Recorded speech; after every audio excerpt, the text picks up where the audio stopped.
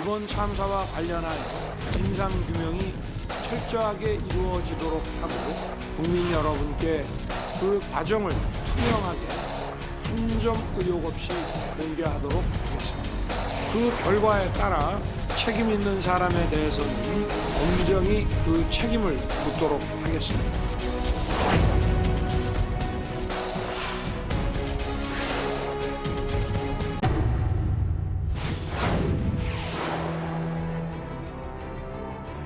이제 희생자에 대한 진정한 애도와 추모의 시간이 지나고 책임의 시간이 돌아왔습니다. 이 모든 참사의 최종 책임자이자 국정의 최고 책임자인 대통령이 국민 여러분과 그리고 희생자분들께 진지하고 엄숙한 대국민 사과가 필요하다는 것입니다. 국정조사 역시 강제 조사의 권한이 없기 때문에 이제 특검을 논의할 때가 됐다는 말씀을 드립니다. 민주당은 정권 퇴진운동 전문 정당입니까? 큰 사건 사고가 나면 때 만난 듯이 정권 퇴진운동 벌이는 민주당, 도대체 집권하고 있을 때 재방방지를 위해서 도대체 무슨 일을 했습니까? 더불어민주당에서는 촛불 집회 참여를 독려하고 가짜 뉴스를 공유하는 등 갈등과 분노를 부추기고 있습니다. 민주당이 주장하고 있는 국정조사 역시 강제 수사권이 없는 만큼 실속한 수사에 오히려 방해가 되고 정쟁만 이야기할 뿐이라고 생각합니다.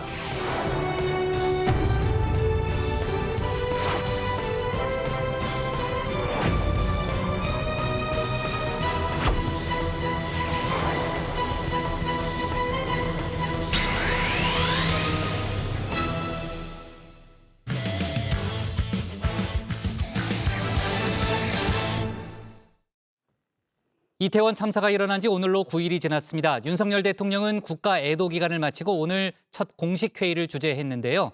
이 자리에서 사실상 대국민 사과를 했습니다. 오늘 국회의원 한덕수 총리 등 국무위원들도 모두 사과하면서 몸을 낮췄는데요. 민주당은 이제는 책임의 시간이라면서 국정 전면 쇄신을 요구하고 있습니다. 관련 소식을 유한울 체커가 정리했습니다.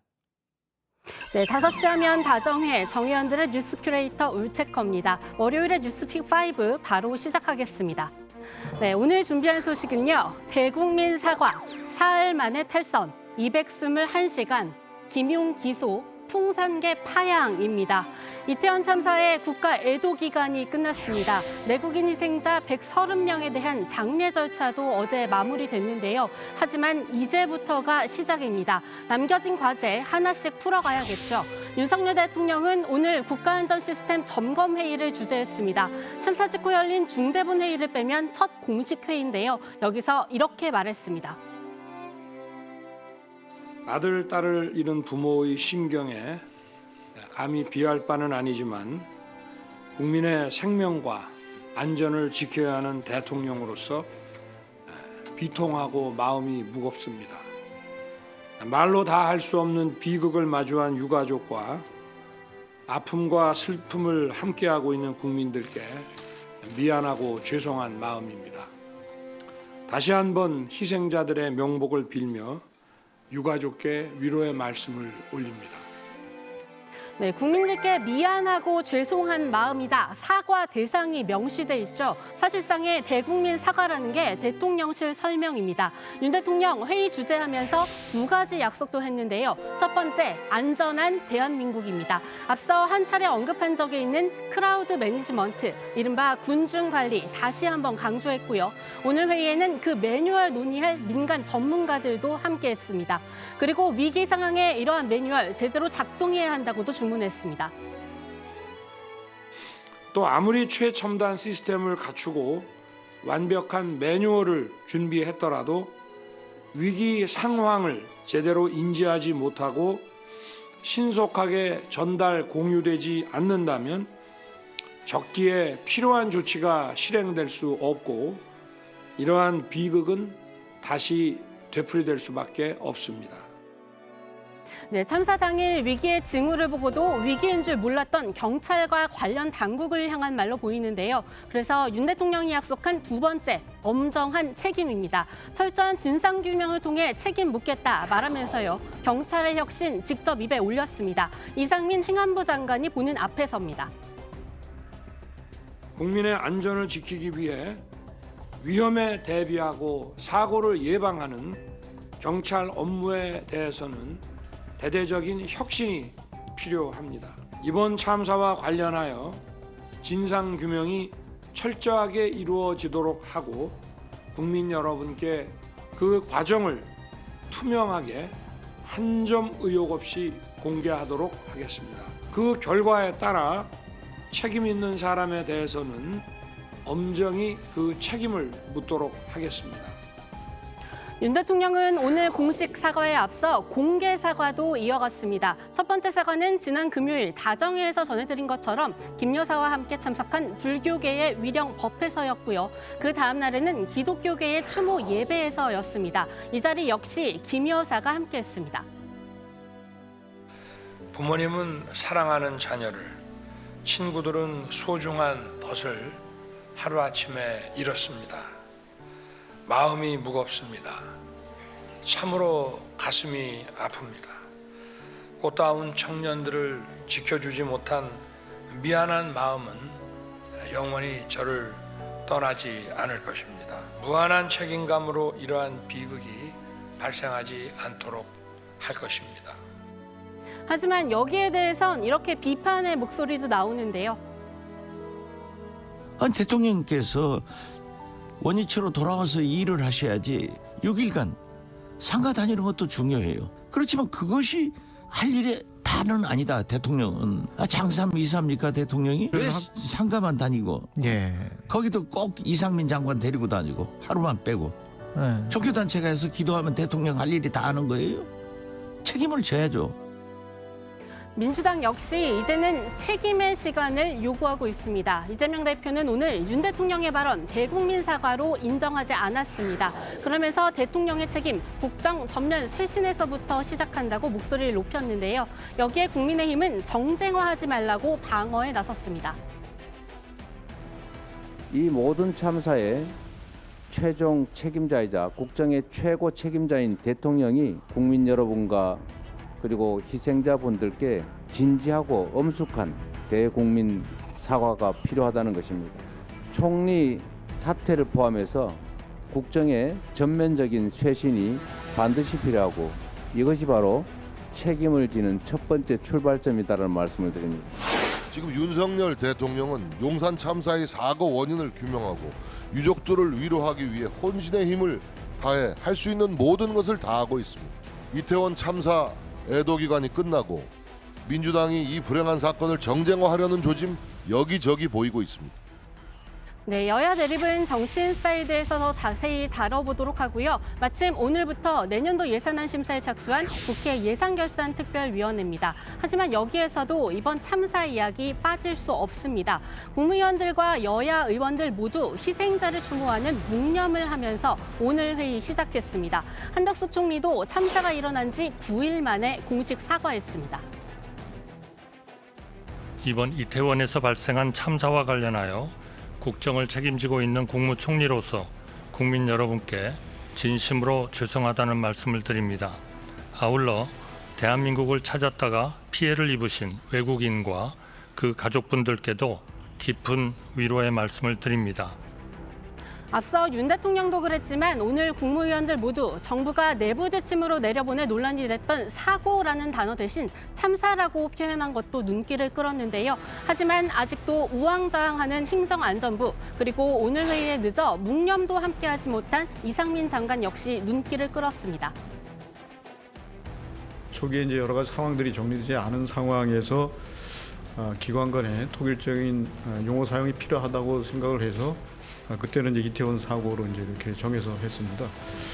그래서 지금 이제 여러 가지 다른 표현들을 이제 쓰고 있습니다. 근데 저희가 따로 또 새로 이제 공통적인 그 용어 사용을 정할지 아니면 뭐 지금 상황대로 자유롭게 좀 다른 표현이 사용될 수 있도록 그렇게 하는 게 좋은지는 저희가 좀 폭넓게 검토를 하도록 하겠습니다. 그런 건 정해진 건 아니에요. 예, 아직 그렇게 되진 않았습니다.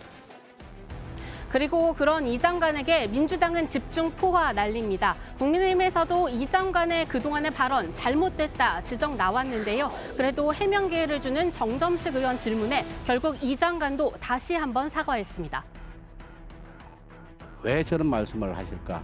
언론을 통해서 우리 국민들이 느낀 것과 장관님의 발언 자체가 조금 동떨어져 있어가지고 그렇게 많은 국민들이 의아해 하셨는데 그 부분에 관해서 다시 한번 정확하게 그 발언의 취지에 대해서 말씀을 해보시죠. 성급한 예단이나 추측을 하지 말아달라는 취지에서 드린 것인데 그 과정 여하를 떠나서 제 발언이 국민들이 들으시기에는 대단히 부적절했고 국민들의 마음을 세심하게 살피지 못한 것이었기 때문에 제가 바로 수차례에 걸쳐서 유감의 뜻과 국민들에게 사과의 의사를 밝혔습니다. 그래서 다시 한번 국민들의 마음을 상하게 한 점에 대해서는 이 자리를 빌려서 다시 한번 진심으로 사과를 합니다. 네, 오늘 이렇게 추궁의 시간을 보낸 국회 예결특위 앞으로는 내년도 예산안을 놓고도 본격적으로 맞붙을 텐데요. 국민의힘 재정 건전성 계속 강조하고 있죠. 민주당은 민생 예산에 이어 안전 예산 확보 내걸었습니다. 이 예산 어디서 갖고 온다는 건지는 이재명 대표 말에 답이 있습니다. 치열한 예산 정국 펼쳐질 것으로 보입니다. 경제 활성화, 민생, 안보 위기, 재정의 건전화, 취약계층 보호 등에 맞춘 639조 원의 예산안은 국가 경제와 민생 회복에 직결된 것입니다. 예산안을 볼모로 파행과 정쟁하에 나서지 말고 적시 법정 기간 안에 예산을 통과시켜 줄 것을 간곡히 요청합니다. 민생, 경제, 재난 안전에 관한 예산이 대폭 삭감되었고 대통령실의 이전 같은 불급한 예산들이 편성되고 있습니다. 약자와의 동행은 빈말이 되고 있습니다. 특히 국민 안전을 최우선으로 하는 국민 안전 예산 만들기에 최선을 다하겠습니다. 네, 두 번째 픽은 이 와중에 들려온 아찔한 소식입니다. 사흘 만에 탈선인데요. 어제 저녁 8시 52분 서울 용산역을 출발한 무궁화호 열차가 영등포역을 앞두고 탈선했습니다. 탈선한 열차를 빠져나온 시민들은 이렇게 철도를 따라 영등포역까지 걸어서 탈출했는데요. 인근에 멈춰선 지하철 승객들도 함께 대피했습니다. 이게 뭐야? 지나가거든.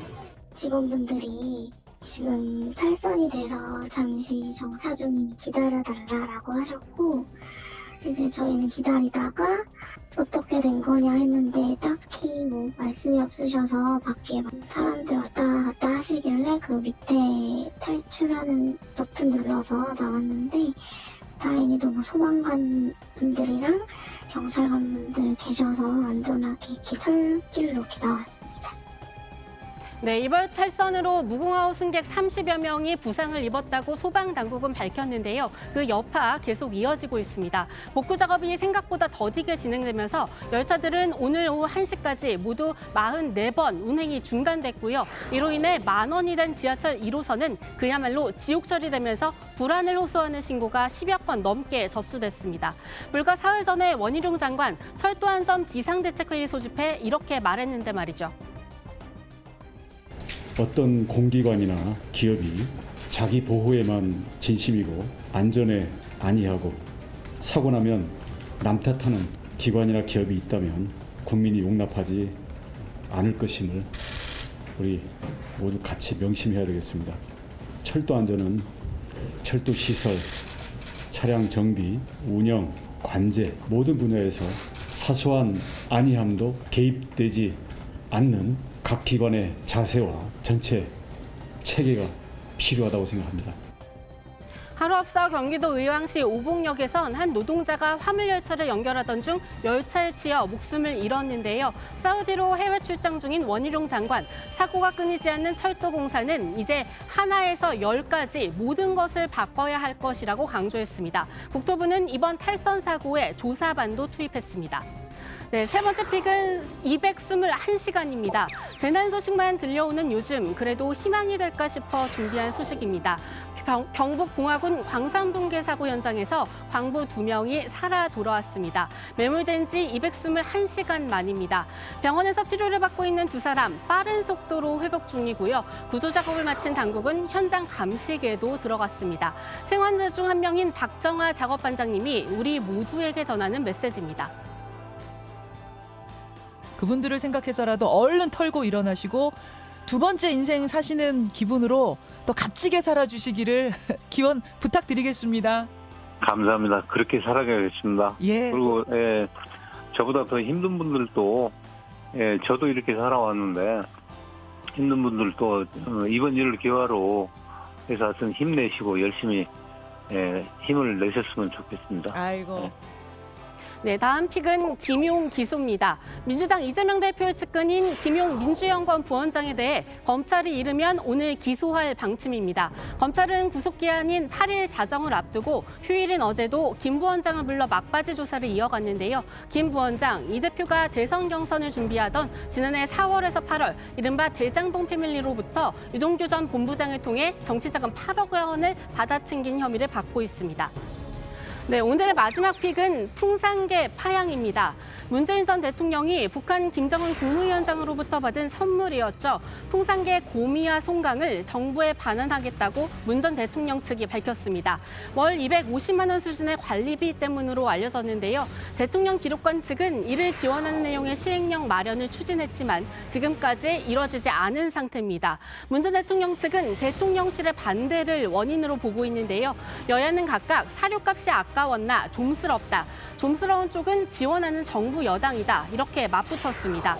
대통령실은 관련 규정 마련을 협의 중이라면서 반환에 선을 그었습니다. 네, 오늘의 뉴스픽은 여기까지입니다. 들어가서 원픽 뽑겠습니다. 뉴스픽 5였습니다. 네. 자, 어쨌든 뭐 이태원 참사 이후에 국가 애도 기간은 끝났지만 이태원역에는 국민들의 발길이 또 시민들의 발길이 이어지고 있고요. 또 이제 국민들의 트라우마 뭐 상당히 좀 크잖아요. 오늘도 사고가 날 것 같다는 또 지하철 1호선 이용객들이 뭐 10여 차례 신고하는 그런 일이 있었다고 하네요. 그래서 구로 소방서가 뭐 긴급 투입되는 그런 일도 있었다고 하는데 아무튼 이제 과밀에 대한 이제 시민의 공포가 상당히 커 있는 그런 상황입니다. 자, 오늘 국회에서는 예결위 행안위 법사위가 지금 이제 동시에 오늘 진행이 됐는데 예결위 얘기는 저희가 뉴스픽에서 앞에서 좀 얘기를 해보고 가겠습니다. 자, 오늘부터 내일까지 이틀간 종합 정책 질의가 이제 진행이 되는 건데요. 본격적인 이제 예산안 심의가 이루어지는 거죠. 하지만 예산안보다는 오늘 이제 이태원 참사에 대한 질문이 좀 많이 나왔고, 이제 민주당에서는 특히 이태원 참사 관련해서 책임론에 대한 질문을 많이 던지고 있죠. 네, 그렇습니다. 민주당에서는 이상민 행안부 장관뿐만이 아니라 한덕수 국무총리에 대한 책임론도 꺼내들었는데요. 그 과정에서 한 총리가 지난 7일 외신 기자 간담회에서 농담을 한 부분도 지적했습니다. 한 총리의 답변과 함께 직접 들어보시죠. 외신과의 간담회가 끝나기 전에 통역에 문제가 생겨서 총리께서는 통역에 문제가 생긴 것, 이 책임의 시작과 끝은 어디 있느냐라고 말장난하셨습니다. 그거는 워낙 기자들이 제대로 듣지 못하는 마이크 상태가 됐기 때문에 그러니까요. 그러면 미안한 감정을 조금 완화시키기 위해서 말씀드린 거지. 제가 무슨 지금 의원님께서 말씀하시는 것처럼 미안한 감정을 완화시키기 위해서 농담을 하십니까? 아니 조금 이 설비가 제대로 작동이 안 돼 가지고 워낙 그 기자들이 듣는데 힘들어하기 때문에 그렇게 얘기를 한 겁니다. 윤 대통령을 비롯해 국무위원들은 오늘 계속 참사라는 표현을 썼다고 앞서 이제 유한열 측허가 발제해서 전해드렸는데요. 하지만 이 한덕수 총리 이번 일 사고냐 참사냐 또 사망자냐 희생자냐 이 따져묻는 질문에는 둘 다 적용된다고 생각한다면서 이 확실한 답변은 피해갔습니다. 사고 원인과 책임 소재는 앞으로도 따져봐야 한다는 이야기인데요. 이와 함께 총리는 책임자가 아닌가 이러한 질문에는 저도 필요하다면 책임을 져야 한다고 답했습니다. 네. 오늘 윤 대통령 지지율이 또 새로 발표가 됐는데 소폭 하락하는 그런 그 추세였죠. 네, 그렇습니다. 리얼미터 여론조사 결과 윤 대통령의 지지율 34.2%로 지난주에 비해서 1.5%포인트 떨어졌습니다. 많은 희생자를 낳은 참사에도 크게 변화가 없었던 이유, 여론조사 업체에선 북한의 이딴 도발 등 안보 이슈가 함께 불거졌기 때문이란 분석을 내놨는데요. 윤 대통령의 지지층에서는 오히려 결집이 일어났다는 겁니다. 세부적으로 살펴보면 이번 참사에 따른 여론 변화도 일부 감지가 됐는데요. 이번 참사가 발생한 서울 지역 국정 지지율이 7.3%포인트 하락했고요. 또 이번 참사 희생자들의 부모 세대인 50대에서는 6.2%포인트 지지율이 떨어졌습니다. 여론조사 업계에서는 이번 참사의 여파, 아직 여론조사 결과에 완전히 반영된 건 아니다. 이런 분석도 내놨습니다. 네. 이런 가운데 윤 대통령이 한남동 관저로 이사했다는 그런 소식이 알려졌는데 국회 예결위에서 먼저 알려졌다는 거죠. 네, 그렇습니다. 이번에도 이 한 문자가 취재진의 카메라에 포착됐습니다. 김종철 대통령 경호처장이 한 경호관에게 보낸 메시지였는데요. 여기에 여사님, 그러니까 김건희 여사님 여사를 뜻하는 거겠죠. 금일 오전 11시경 한남동으로 이동 예정. 어제 집무실 집기류 등은 거의 이사 완료. 여사님은 이동 후 3층 짐 정리 진행 예정. 이런 내용이 담겨 있었습니다. 여기에 대해 대통령실 핵심 관계자는 경호 때문에 자세히 밝힐 수는 없지만 관저 이사가 마무리 단계라면서 곧 관저에서 윤 대통령이 출퇴근할 가능성이 크다고 밝혔습니다. 이렇게 되면 윤 대통령 취임 6개월 만입니다. 네. 자, 그리고 오늘 윤 대통령이 이주호 교육부 장관 후보자를 임명했다는 그런 소식도 들어왔네요. 네, 그렇습니다. 윤 대통령이 오늘 오전 이주호 사회부총리 겸 교육부 장관을 임명했습니다. 윤 대통령은 앞서 지난 2일 이 후보자 인사청문 경과 보고서를 4일까지 재송부해달라고 국회에 요청을 했는데요. 재송부가 불발이 되자 주말 넘기고 나서 바로 임명을 제거한 겁니다. 이로써 윤석열 정부 출범 181일 만에 1기 내각이 완성됐습니다. 국회 교육위 소속 야당 의원들은 곧바로 기자회견을 열고 공교육 황폐화를 부른 경쟁교육의 화신 이 장관의 임명을 즉각 철회하라 이렇게 촉구했습니다. 네. 유채커 오늘의 원픽은 뭘로 잡았습니까? 네, 오늘의 원픽입니다. 윤 대통령 국민들께 죄송, 야당 이제는 책임의 시간.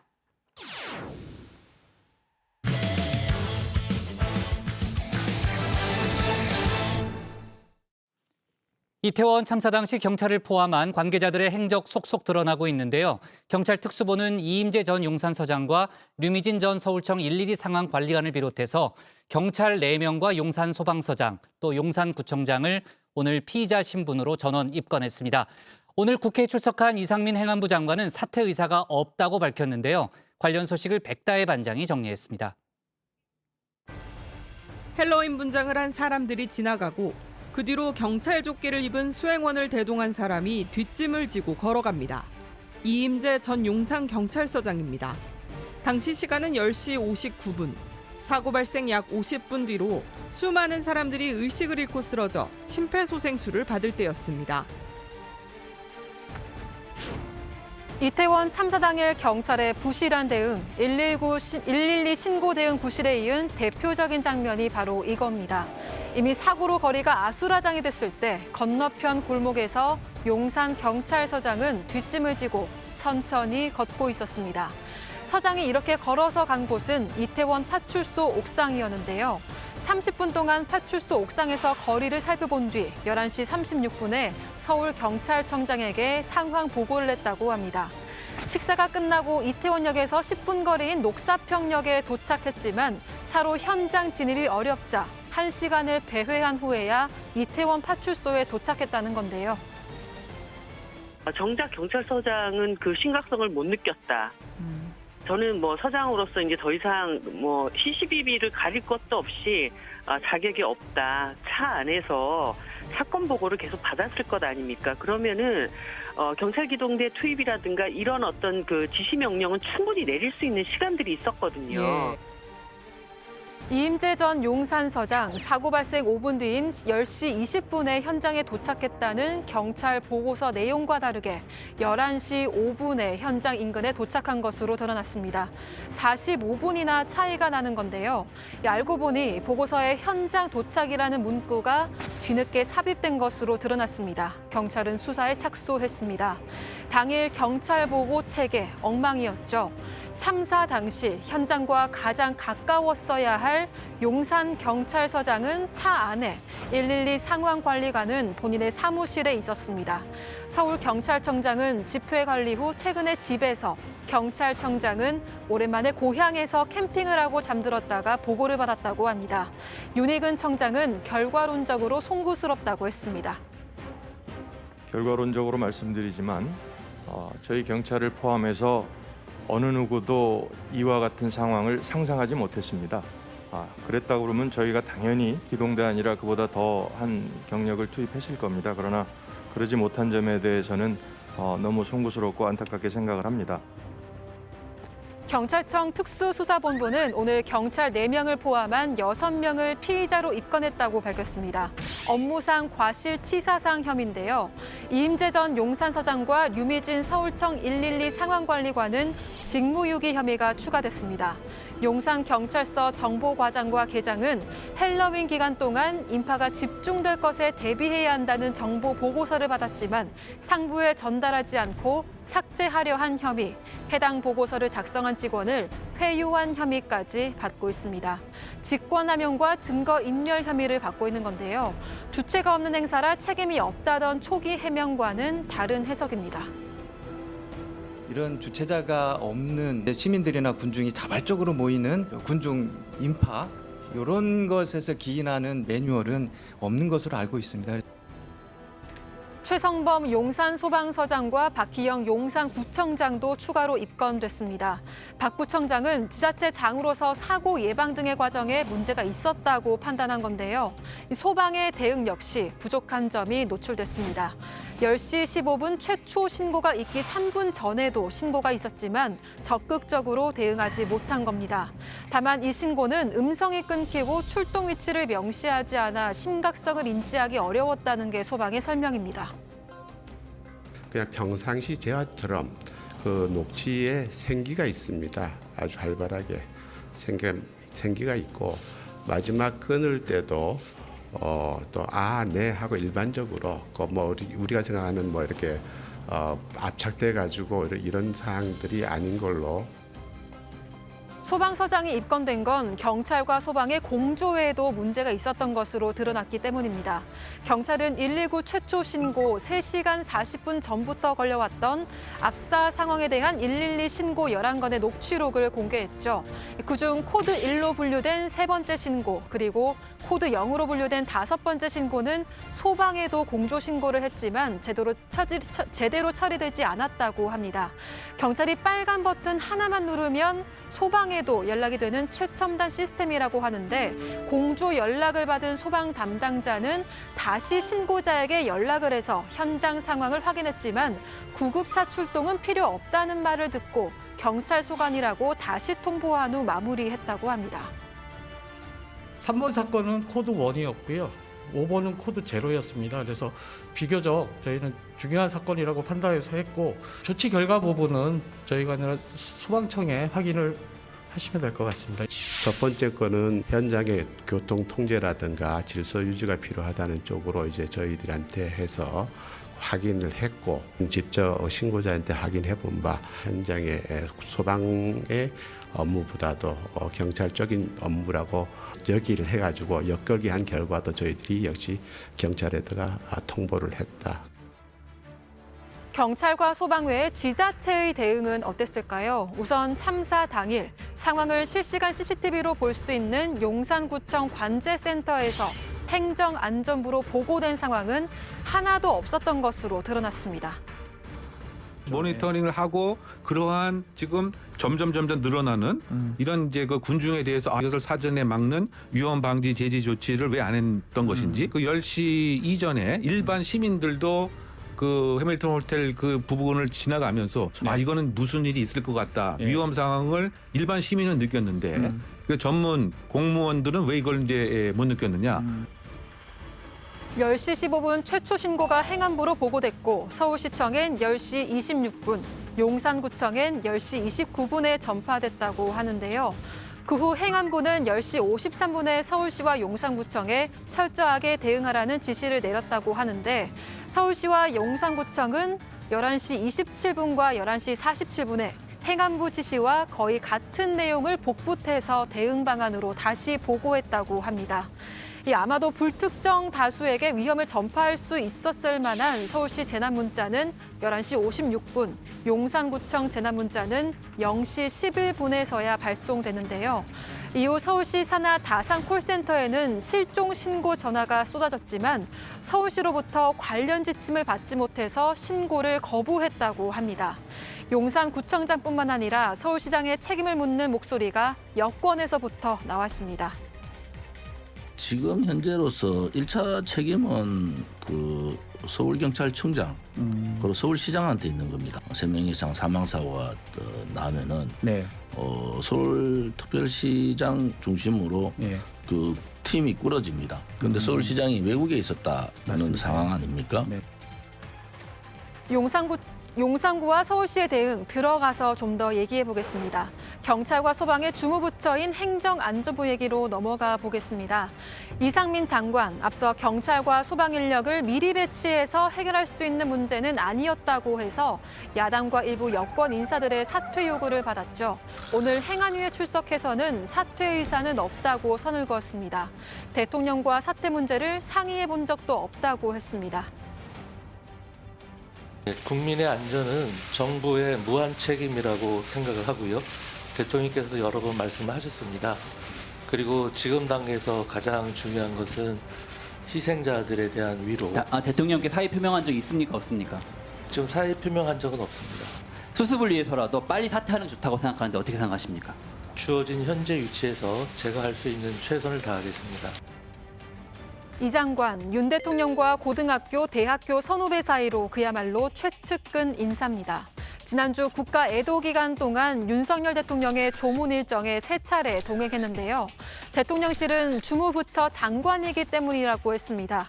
오늘은 대통령이 주재하는 국가안전시스템 점검 회의에 참석했는데요. 이 장관은 참사 당일 경찰을 통해 전혀 보고를 받지 못했다고 밝혔습니다. 국민의힘은 이 장관을 경찰을 문책해야 할 주체이자 공직기강을 바로잡을 파트너로 보고 있는 듯합니다. 경찰청장이라든지 서울청장이라든지 용산서장, 112 책임자 등 제대로 일을 한 사람이 단 한 사람도 없었다. 이 부분에 대해서 우리 국민들이 분노하고 있는 것 아니겠습니까? 네. 이번 사고를 통해서 정말 뼈를 깎는 심정으로 공직자들의 기강을 바로잡고 국가 안전 시스템을 철저하게 점검을 해야 됩니다. 장관 여기에 대해서는 동의를 하시죠? 네. 국민의힘이 시민들의 신고 정신은 투철했지만 시스템이 부재했다고 하자 이 장관은 보고 체계가 잘못된 것 같다고 말했습니다. 이 장관, 대통령보다 19분이나 보고를 늦게 받은 장본인인데요. 민주당은 경찰에게 문제가 있다면 주무장관인 행안부 장관의 책임이 아니냐고 따져 물었습니다. 이 장관은 치안 문제에 대해선 장관의 책임이 없다고 했습니다. 결국 국민의 안전을 책임지는 주무장관은 행안부 장관이고 경찰청의 문제도 역시 행안부 장관의 책임이죠. 장관님이 이 안전과 재난과 관련된 경찰의 업무와 관련해서 문제가 생긴다면 장관님 책임이 맞죠? 그런 업무를 시행하려고 하였으나 당시 여러 경찰도 행안부도 국민의 입장에선 정부라는 지적이 나왔는데요. 법적 책임을 우선적으로 따지고 있는 건 검사의 마인드라는 얘기가 나왔습니다. 역시 검사 출신인 금태섭 전 의원은 사법과 정치는 다르다며 보수 정부가 세월호 참사에서 배운 게 뭐냐고 했습니다. 국민들 입장에선 경찰도 정부고 대통령도 정부고 행안부 장관도 정부거든요. 다 그러면 정부지. 대통령과 행안부 장관이 사과하고 시작해야지 철저히 감찰하고 수사하겠다 그러면 무슨 검사도 아니고 이거는 그 사법 절차가 아니거든요. 국민들의 상처를 위로를 해줘야 되는데 좀 방향을 잘못 잡은 거 아닌가. 경찰과 소방, 지자체의 대응까지 부실했던 점이 속속 드러나고 있는데요. 관련 소식 들어가서 더 얘기해 보겠습니다. 오늘 발제는 이렇게 정리하겠습니다. 경찰 4명, 용산소방서장, 용산구청장, 경찰의 피의자로 입건. 이상민 사의 표명한 적 없다. 네, 오늘 국회에서 예결위, 행안위, 법사위가 동시에 열려서 거기서도 이제 여러 가지 또 이태원 참사와 관련된 논쟁이 벌어졌습니다. 저희가 현재까지 이제 취재된 내용은 반영을 하고요. 이후에 나오는 내용은 내일 정치부회의에서 또 추가로 다뤄보도록 하겠습니다. 오늘 이상민 행안부 장관과 윤희근 경찰청장이 국회 출석해서 여러 질의에 답변을 했잖아요. 그 문제의 발언들에 대해서는 개인적인 판단이었다고 했죠. 네, 그렇습니다. 이 장관은 이 이태원 참사 직후 브리핑에서 경찰이나 소방 인력을 미리 배치한다고 해결될 수 있는 문제는 아니다. 특별히 우려할 정도로 많은 인파가 있었던 건 아니다. 이렇게 말을 했죠. 해당 발언은 개인적인 판단이었고 정식 보고를 받은 건 아니라고 했습니다. 민주당 김영배 의원은 행안부 장관은 대한민국의 안전과 재난을 책임지는 자리인데 첫 기자회견에서 아무 보고도 받지 않고 개인 의견을 말했다는 거냐 이렇게 질타를 했는데요. 이 장관은 성급한 예단이나 추측을 하지 말아달라는 뜻이었다. 적절치 않았다고 본다면서 사과의 뜻을 밝혔습니다. 네. 진상규명이 우선이라는 취지인지는 모르겠습니다만 일단 이상민 장관이 야권의 사퇴 요구에 대해서 오늘 선을 긋는 발언을 했죠. 그렇습니다. 이 국가 애도 기간이 끝나고 오늘쯤 사의 표명이 있지 않을까 예측도 나왔었지만 결론적으로는 없었습니다. 지금 중요한 건 희생자들에 대한 위로이고 이 사의 표명을 한 적도 없다. 이 대통령실과 의논하지도 않았다라고 했는데요. 이 장관과 이 국민의힘은 주로 경찰의 잘못을 지적했습니다. 문제로 드러난 이 보고 체계의 잘못도 인정을 했는데 직접 들어보시죠. 제대로 이 시스템이 작동되지 않았다. 제대로 위에 보고도 되지 않았고 누군가가 결정할 만한 자리에 있는 사람들에게까지 전달이 되지 않았다.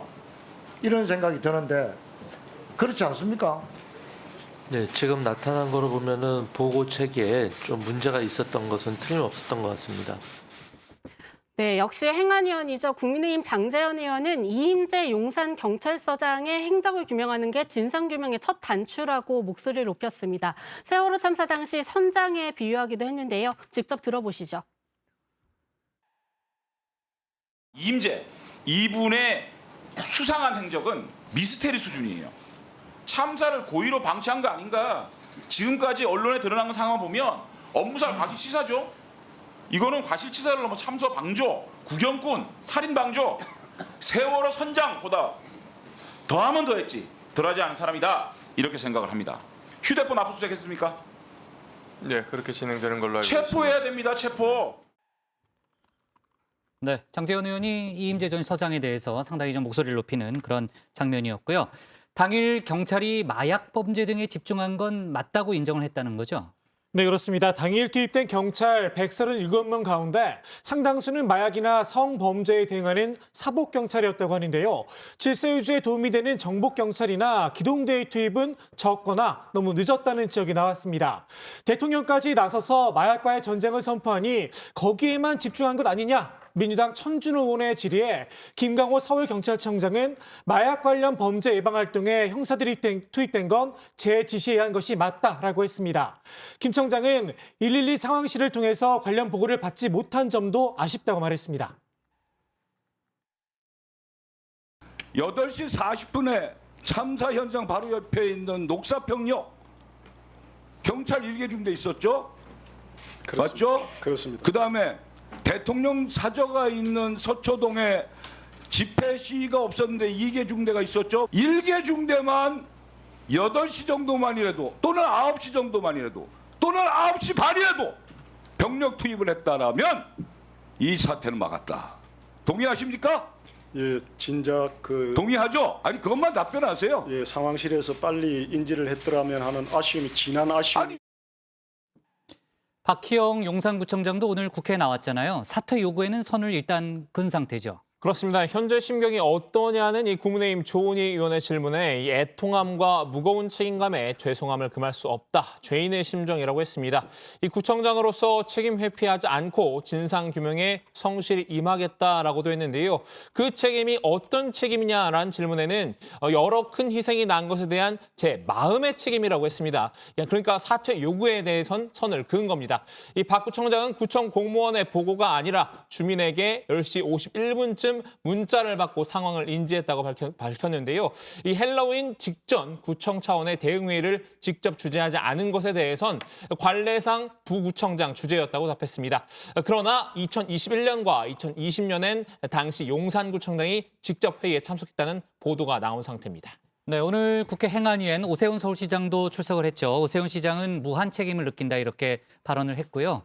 야당 의원이 사고 당시 이제 유럽에 나가 있던 것과 관련해서 외유라는 표현을 계속 쓰니까 외유성 출장이 아니라는 그런 해명을 하기도 했고, 자, 아까도 얘기했지만 이후에 나오는 의견은 여러 가지 이제 질의는 저희가 내일 정치부회의에서 다시 소개하도록 하겠습니다. 오늘 발제 이렇게 정리하겠습니다. 용산서장, 용산구청장, 경찰 4명 피의자로 입건, 이상민 사의 표명한 적 없다로 제목을 잡겠습니다.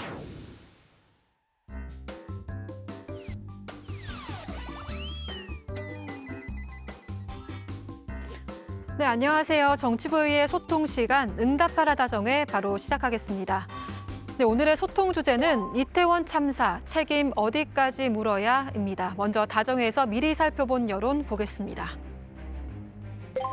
네, 먼저 하인님, 책임자가 명확한 사안에 대해 엉뚱한 희생양 마녀 사냥하는 후진적 행태 이제 그만해야 한다. 서울 용산구 치안 책임자는 용산경찰서장이다라는 의견 주셨습니다. 또 DSKA님께서는 망하는 길로 가고 있구나. 서푼짜리 되지도 않은 자존심 내세우다가 망한다. 장관 하나 그게 뭐라고 깔끔하게 정리하고 매듭을 지어야지. 이게 바로 민심 이반의 지름길이다라는 의견 주셨습니다. 네, 이어서 정 회원분들께서 실시간으로 올려주시는 생각 함께 나눠보겠습니다. 먼저 박은영님은 대통령, 총리, 행안부 장관, 서울시장, 서울경찰청장, 용산구청장, 용산경찰서장 등 책임이 아주 중대하고 책임져야 한다라고 하셨고요. 사재원님은 외신 기자들 앞에서 실없이 농담이나 하는 총리나 하는 사람은 애초에 진정성은 없는 듯하니 그 자리에서 당연히 내려와서 국민 앞에 석고 대죄해야 한다라고 전해주셨습니다. 댓글 적어주신 정의원분들 고맙습니다. 네, 지금까지 응답하라 다정이었습니다. 네, 자, 응답하라 다정이었고요. 다음은 조익신 멘토의 정치 인사이드로 가겠습니다.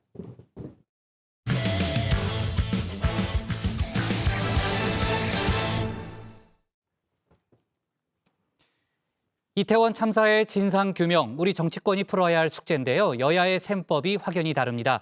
민주당은 경찰의 셀프 수사를 믿지 못하겠다며 국정조사를 요구하고 있죠. 반면 국민의힘은 수사권도 없이 정쟁만 야기한다며 거부 의사를 밝혔는데요. 그러자 민주당이 이번에는 특검 카드를 꺼내들었습니다. 여야의 공방, 정치 인사에 대해서 짚어봅니다.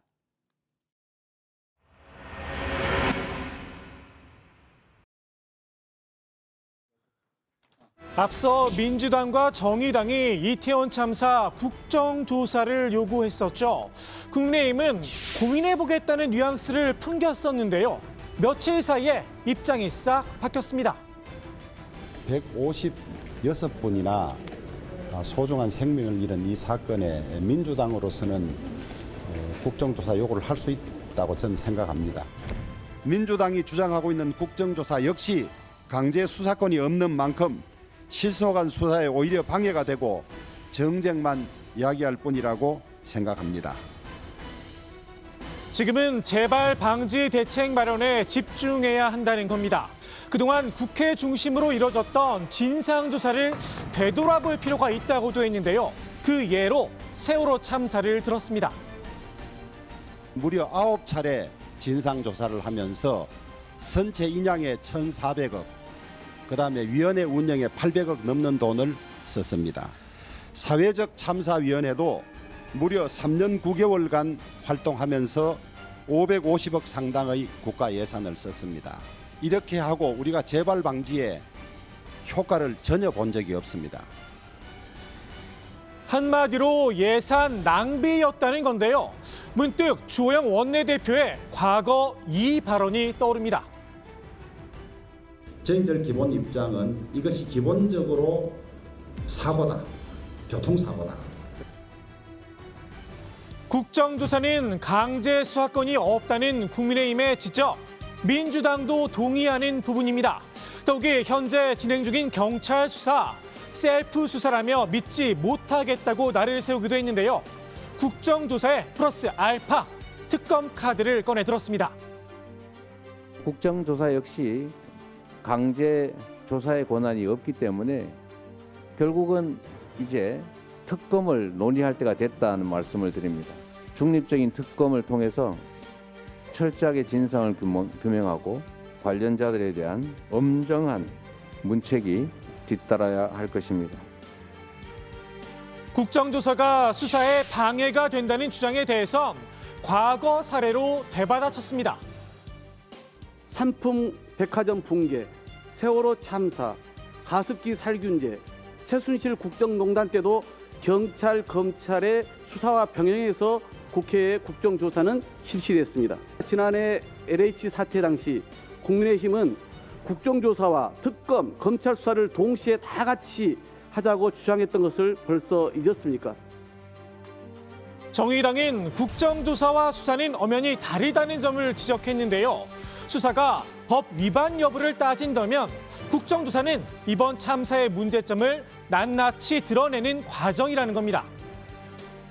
수사는 법의 위반 여부를 가려내는 과정이라면 국정조사는 국민들이 궁금해하는 이번 참사의 국정 사안을 다 드러내는 이런 과정이 될 것이라고 봅니다. 일단은 이제 수사권이 없다고 하더라도 실체 규명을 할 수 있는 권한은 분명히 있습니다. 국정조사가 아까 말씀드렸다시피 이 사안에 대한 모든 이제 자료 제출, 증인 출석 이런 것들을 할 수 있고. 이정미 대표도 수사가 미진하다면 그땐 특검을 도입해야 한다고 목소리를 높였습니다. 야권의 이딴 특검 요구, 한동훈 법무부 장관이 직접 입장을 밝혔는데요. 특별검사가 초동 수사 단계부터 수사하는 것은 진실을 규명하는 데 오히려 장애가 될 수 있다고 생각합니다. 목격자 진술이 휘발성이 크고요. 그리고 기억이 시간에 따라서 좀 왜곡될 가능성이 있는 데다가 증거가 사라질 우려가 크기 때문이죠. 그런데 특별검사는 잘 아시다시피 개시 시까지 최소 몇 개월이 소요가 됩니다. 경찰과 검찰의 수사 결과를 지켜본 뒤 그 다음에 특검을 해도 늦지 않다는 겁니다. 특검 논의가 검찰에 대한 불신에서 비롯된 게 아니잖아요. 그러니까 이 국가가 가지고 있는 검찰의 이런 대형 사건에 있어서 수사 능력과 이런 자산을 사정시킬 필요가 없습니다. 여기 동원해서 진실규명에 동원해야 되는데 특검을 지금 도입하되면 이 검찰 수사를 활용할 수 있는 부분이 빠지는 거거든요. 그런 문제가 있고요. 검찰에 대한 불신, 야권 일부에선 이번 참사의 책임자 가운데 한 사람으로 한 장관도 지목하고 있죠. 경찰이 마약 단속에 치중하는 바람에 안전 대책은 뒤로 밀렸다며 그 배경엔 한 장관이 있다는 겁니다. 검경 수사권 조정과 관련해서 한동훈 장관이 그런 말 했지 않습니까? 이 검찰이 수사를 제대로 하지 못해서 마약 범죄가 늘어난다. 이렇게 얘기를 하고 마치 검경 수사권 조정의 결과로 마약 등 민생 치안이 안 되는 것으로 몰아가다 보니까 마약 사범을 잡아야 될 필요성이 생긴 겁니다. 한 장관 이에 대해서도 입장을 밝혔는데요. 허무맹랑한 유언비어다 선을 그었습니다. 제가 시켰다 그런 얘기죠? 저는 공직자로서 이 참사에 대해서 대단히 큰 책임감을 느끼고 있습니다. 여러 번 말씀드렸는데 그렇지만 이런 비극을 이용해서 정치적 장사 수록을 채우거나 허무맹랑한 유언비어를 퍼뜨리는 것에는 반대합니다. 그건 이 비극적 참사로 돌아가신 분들이나 그리고 유족들 그리고 애도하시는 국민들 모두에게 상처를 주는 일이라고 생각합니다. 경찰과 검찰의 수사냐, 국정조사와 특검이냐, 이번 참사의 진실규명 누구의 손에 맡겨야 할까요?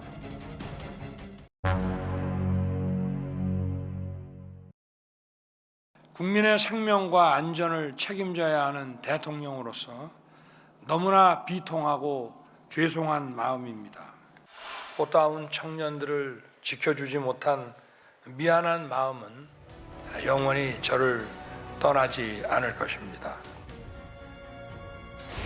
불교와 개신교 그리고 천주교의 추모 행사에 잇따라 참석한 윤석열 대통령. 추모사를 통해 사과의 메시지를 냈는데요. 오늘 열린 국가안전점검회의에서도 다시 한번 죄송하다는 마음을 전했습니다. 아들, 딸을 잃은 부모의 심경에 감히 비할 바는 아니지만 국민의 생명과 안전을 지켜야 하는 대통령으로서 비통하고 마음이 무겁습니다. 말로 다 할 수 없는 비극을 마주한 유가족과 아픔과 슬픔을 함께하고 있는 국민들께 미안하고 죄송한 마음입니다. 사실상 대국민 사과를 했다는 해석이 나오는데요. 민주당에선 격식을 갖춰 제대로 대국민 사과를 하라 나를 세웠죠.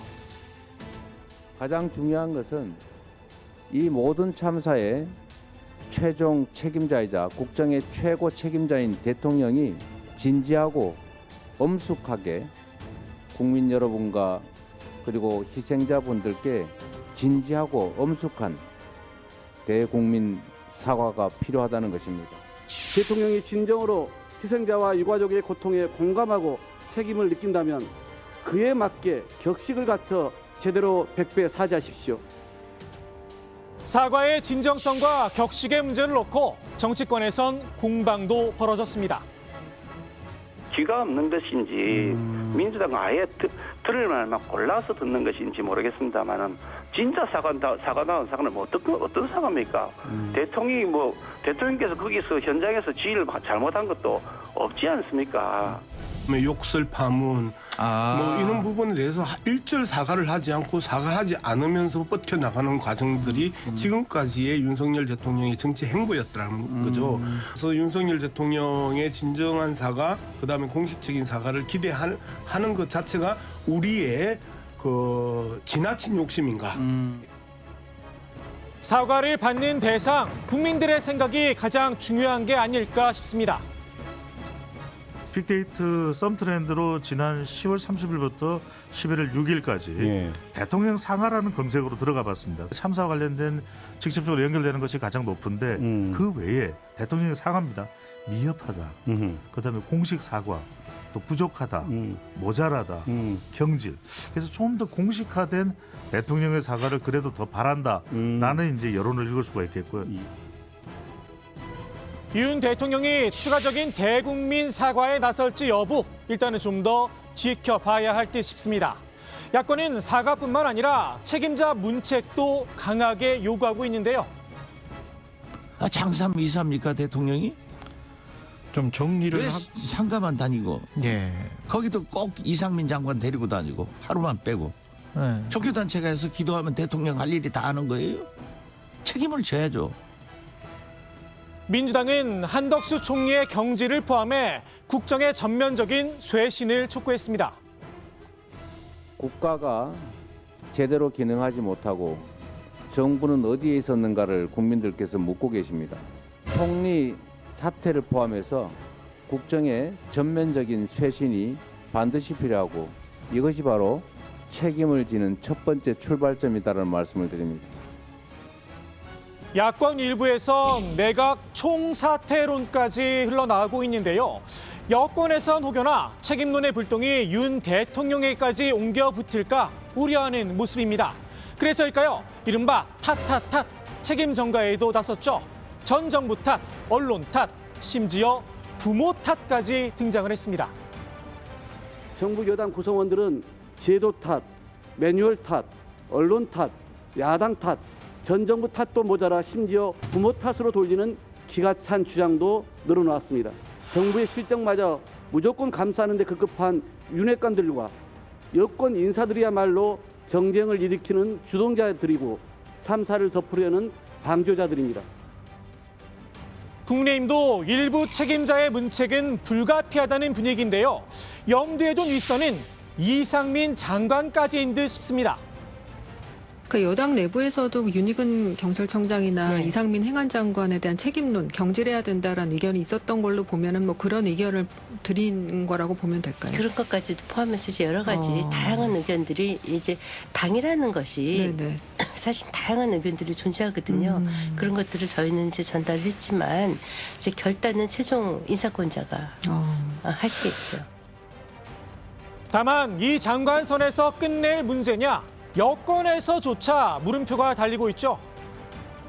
행정적인 실제적인 책임자가 있지 않습니까? 국무총리? 실제 책임자는 국무총리입니다. 국무총리는 사관 물론 국무총리는 이런 큰 국민적 참사가 일어나면 국무총리는 스스로 물러가야 합니다. 총리가 물러가야 합니다. 임명직뿐 아니라 선출직도 그에 합당한 책임을 져야 한다는 지적이 잇따랐습니다. 용산구청장 그런데 선출직이 당연한 선출직이라 하더라도 선출직이 자기 관 아래 156명이나 대형 사고가 났는데 나는 선출직이니까 책임을 피해갈 수 있다. 그게 가능한 이야기입니까? 3명 이상 사망사고가 나면은 서울특별시장 중심으로 그 팀이 꾸려집니다. 그런데 서울시장이 외국에 있었다는 상황 아닙니까? 그런데 아무튼 서울시가 도대체 그런 서울시장 없는 부재 상황에서 어떻게 구성을 짜고 갔느냐 이것이 실질적인 가장 중요한 문제예요. 국민의힘은 수사 결과를 지켜보자며 선출직의 문제에 대해선 거리를 뒀는데요. 어떤 수사 과정 중에 나올 수도 있을 것 같아요. 지금 저희가 수사 과정을 예단할 수는 없어요. 그런데 이제 누구도 관련자들은 이 수사 대상에서 예외가 될 수는 없으니까 그런 것들도 좀 지켜봐 주시면 좋을 것 같아요. 야당에선 수사 여부를 떠나 주민 소환제 이야기까지 나옵니다. 서울시장하고 용산구청장은 기본적으로 가장 큰 책임이 있는 사람들이에요. 이분들에 대해서는 그 국민소환, 주민소환 해서 여기에 그 걸맞는 정치적 책임들을 그 시민들이 그리고 국민들이 물어야 된다. 주민소환 현행법상 임기를 시작한 지 아직 1년이 지나지 않아 그 대상은 아니라고 하는데요. 그렇다고 정치적 책임에서까지 자유로울 순 없겠죠. 마음의 책임만 지겠다라 가당치 않은 이야기입니다. 오늘의 정치인사이드 이렇게 정리합니다. 시민의 생명과 안전을 책임지는 서울특별시장으로서 이번 사고에 대해 무한한 책임을 느끼며 깊은 사과의 말씀을 드립니다. 우리 딸은 살아날 거다. 그렇게 믿고 있다. 그렇게 말씀을 하셨는데 오늘 아침에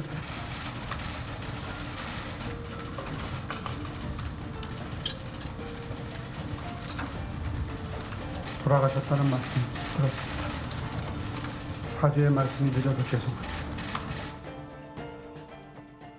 네, 국가 애도 기간이 끝났고 이태원 참사 관련해서 오늘부터 이제 진상규명을 놓고 여야가 공방을 벌이고 있습니다. 앞서 저희가 뉴스픽이나 국회 상황실에서 관련 공방을 짚어봤고요.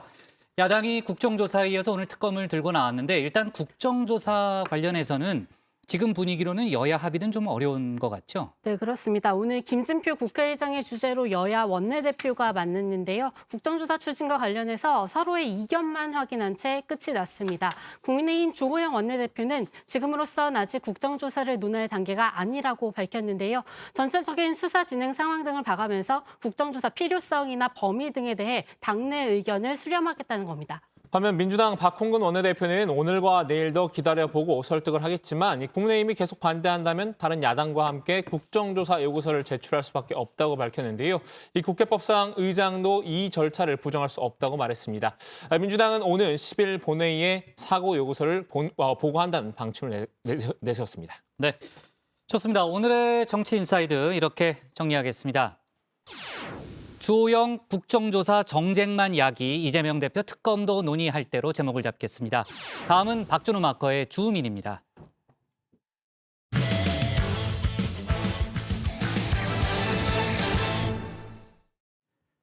지난 주말 열린 촛불 집회에 배후를 두고 여야가 오늘 뜨거운 공방을 벌이고 있습니다.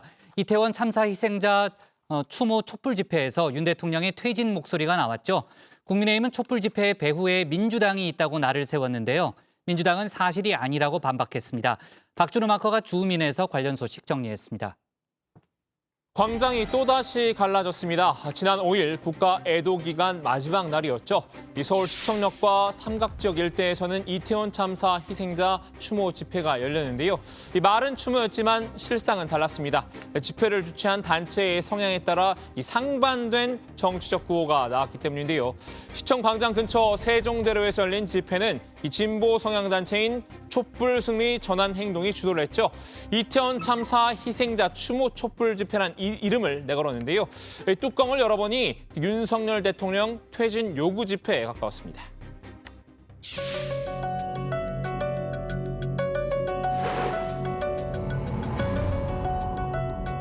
이번 이태원 참사로 희생되신 분들의 명복을 빕니다.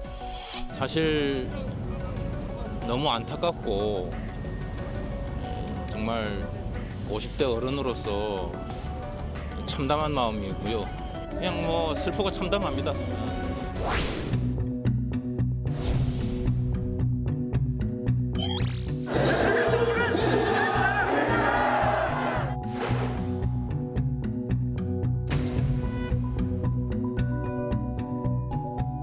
촛불 행동은 이른바 이 조국 백서를 집필한 김민웅 전 경희대 미래문명원 교수가 상임대표를 맡고 있는 단체인데요. 이 공동 상임대표는 우희종 서울대 수의학과 교수입니다. 우 교수는 20대 총선 당시 이 민주당의 비례위성 정당인 더불어시민당의 대표를 지냈던 바 있죠. 이 단체는 최근 몇 달 동안 주말마다 윤 대통령 퇴진을 요구하는 집회를 열어왔는데요. 이번 추모 촛불 집회에서도 참여자들은 이 희생자를 추모하면서도 윤석열은 퇴진하라라는 손팻말을 높이 들었습니다. 이 퇴진이 추모라면서 정부 책임론을 부각한 겁니다. 우리는 이들의 처벌을 원합니다. 그 처벌의 정점에 이 나라의 대통령이 있습니다. 반면 삼각지역 인근에서 열린 집회는 보수 성향인 신자유연대가 주최했는데요. 이 마찬가지로 희생자 추모 집회였지만 내용은 야당 비판에 가까웠습니다. 이 집회 참여자들은 민주당과 이재명 대표가 이번 참사를 정치적으로 이용하고 있다고 목소리를 높였는데요. 이 온갖 선동이 진행되는 상황에서 진짜 추모가 뭔지 보여줘야 한다는 취지였지만 윤 대통령을 옹호하는 목소리도 일부 있었습니다. 그러니까 이 세종대로에서 열린 촛불 집회의 맞불 성격이었던 셈입니다.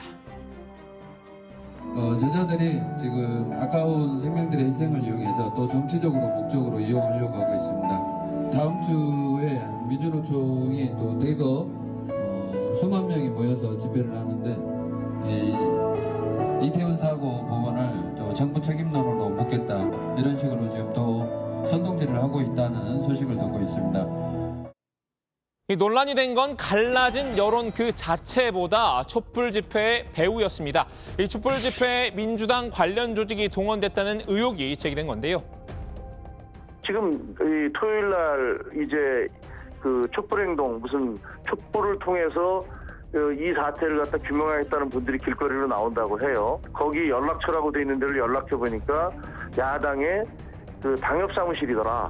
그러니까 일각에서는 야당이 공식적으로는 얘기 안 하면서 총동원령을 내려서 사실상 길거리로 쏟아져 나오도록 사람들을 부추기고 있는 게 아니냐. 이재명 대표 지지 성향 단체인 이심민심의 텔레그램 단체 대화방입니다. 지난 5일 촛불 집회 참여를 독려하는 공지글이 올라왔는데요. 이태원 참사 추모 집회를 연다면서 참여를 위한 이런 차량 이용까지 안내를 했습니다. 문제는 이 단체 운영자와 텔레그램방 참여자 명단이었는데요. 이심민심의 대표는 지난 대선 때 이재명 후보 선대위에서 시민소통본부 상임본부장을 맡았던 사람입니다. 텔레그램 1번 방에 민주당 송영길 전 대표와 박홍근 원내대표를 비롯한 민주당 현역 의원 최소 10명과 민주당 소속 전현직 시군구 의원 수십 명이 포함되어 있습니다. 송영길 전 대표와 이 박홍근 원내대표 그리고 지난달 촛불 집회에서 대통령 퇴진을 주장한 김용민 의원 등 이 민주당 현역 의원들이 이 방에 참여해 있다는 내용이 알려졌죠. 국민의힘은 곧바로 민주당을 이번 촛불 집회의 배후로 지목을 했는데요. 민주당이 조직적으로 촛불 집회를 부추겼다고 비난했습니다. 민주당은 정권 퇴진운동 전문 정당입니까? 당 조직을 동원해 제대로 출범도 못한 윤석열 대통령을 끌어내리겠다고 무더기 버스 동원에 나선 민주당, 국민께 사과하십시오. 민주당은 사실이 아니라고 강하게 부인했는데요. 이심 민심과 민주당 사이 연결고리는 없다고 분명히 선을 그었습니다. 제가 추모 단장으로서 당에 그런 의견을 전달하고 당의 공식 조직 라인을 통해서 그게 내려가야 되는데 일체 그런 일이 없었다는 점, 일단 시민단체 자체적인 추모 문화제였고 당은 거기에 공식적으로 참여한 바가 없다는 점. 텔레그램 대화방에 들어가 있던 민주당 의원들도 일방적으로 초대된 여러 대화방 가운데 하나라는 입장인데요.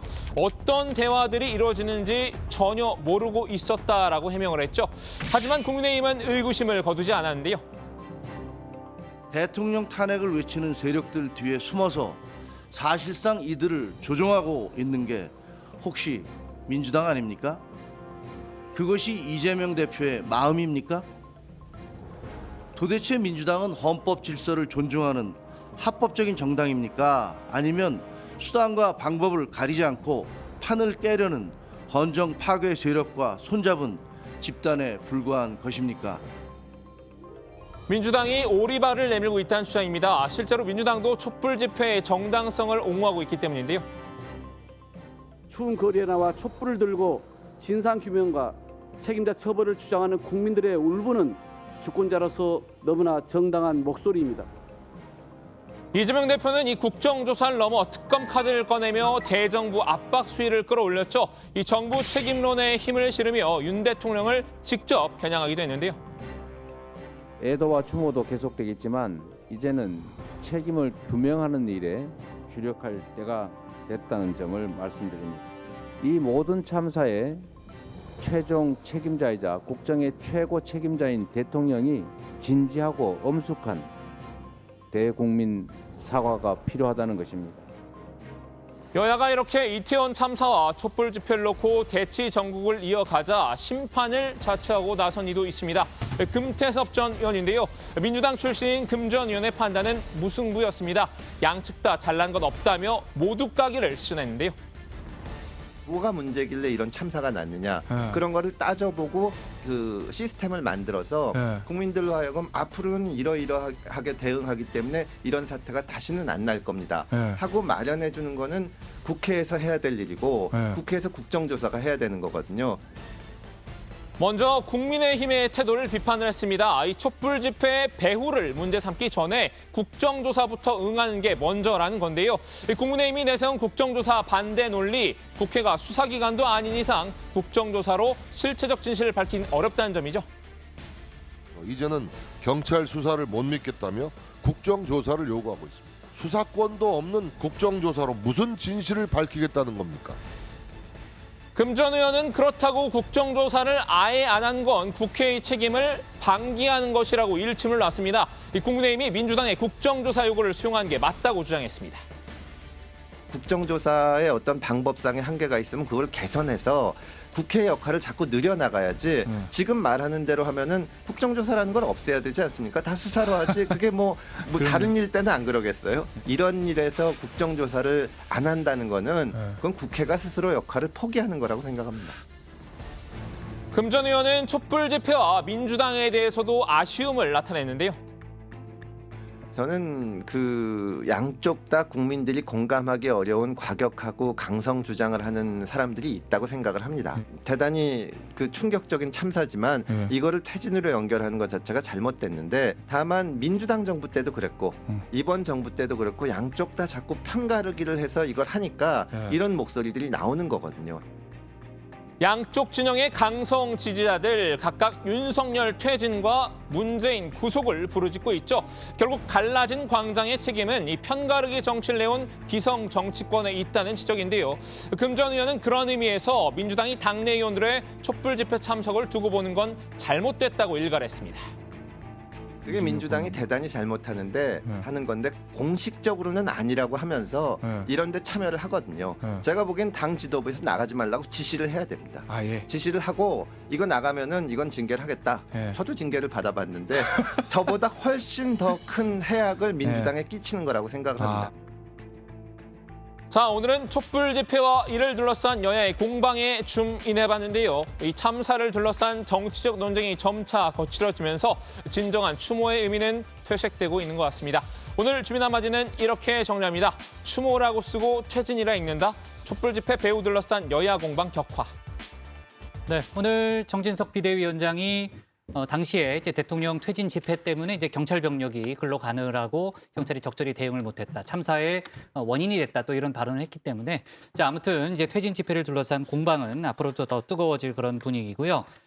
윤석열 대통령이 한동훈 장관 또 김앤장 변호사들과 함께 심야 술자리를 가졌다는 이른바 청담동 술자리 의혹이라는 게 있었잖아요. 관련해서 이제 법적 공방도 이제 벌어질 그런 분위기인데 국민의힘 당시 이제 그 제보자라는 인물이 오늘 나타났어요. 국민의힘에서 생각하는 것보다 더 많은 증거를 갖고 있다고 주장을 했다는 거죠. 네, 그렇습니다. 이 스스로 제보자라고 주장한 A 씨는 소위 청담 게이트 제보자입니다. 이런 명칭의 트위터 계정을 만들었습니다. 그리고 이 트위터 계정을 통해서 자신이 해당 술자리를 직접 목격했다는 첼리스트의 전 동거인이라고 소개를 했고요. 또 A 씨는 이세창 전 한국자유총연맹 총재 권한대행의 명함 사진도 올렸습니다. 더 탐사 인터뷰에서 처음엔 첼리스트랑 알고 윤 대통령이랑 자리를 했다고 인정했는데 다음날 뻔뻔하게 기자회견까지 했다. 그리고 이 기자회견에서 일면식도 없다고 했다. 이렇게 지적을 했는데요.